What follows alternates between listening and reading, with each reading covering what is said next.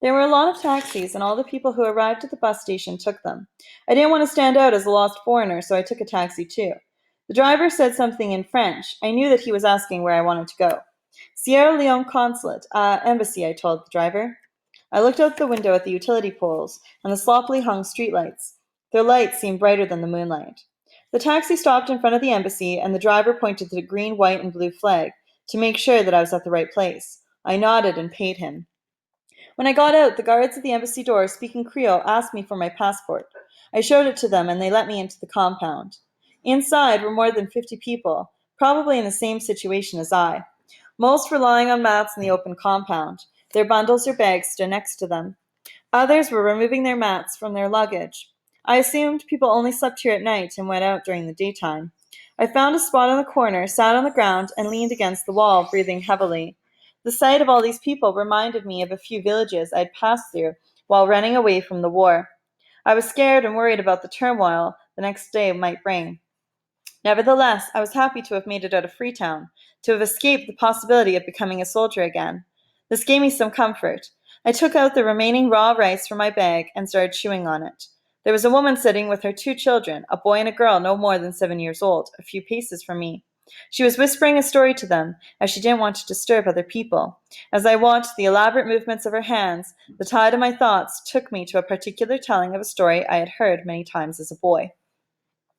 It was night time, and we sat by the fire, stretching our arms toward the flames, as we listened to stories and watched the moon and the stars retire.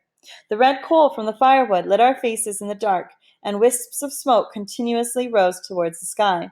Pa Sese, one of my friend's grandfather, had told us many stories that night, but before he began retelling the last story, he repeatedly said, "This is a very important story."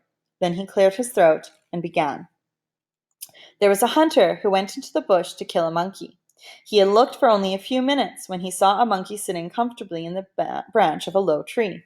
The monkey didn't pay him any attention, not even when his footsteps on the dried leaves rose and fell as he neared. When he was close enough and behind a tree where he could clearly see the monkey, he raised his rifle and aimed.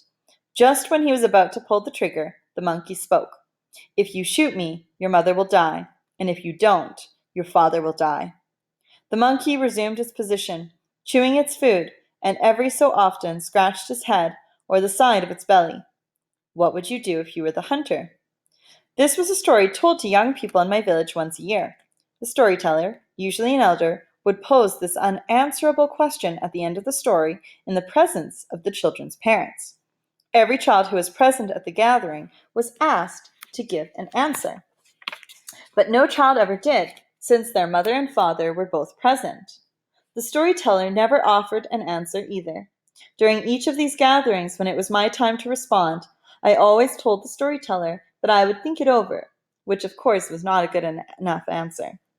After such gatherings, my peers and I, all the children between the ages of 6 and 12, would brainstorm several possible answers that would avoid the death of one of our parents. There was no right answer. If you spared the monkey, someone was going to die. If you didn't, someone would also die. That night we agreed on an answer, but it was immediately rejected.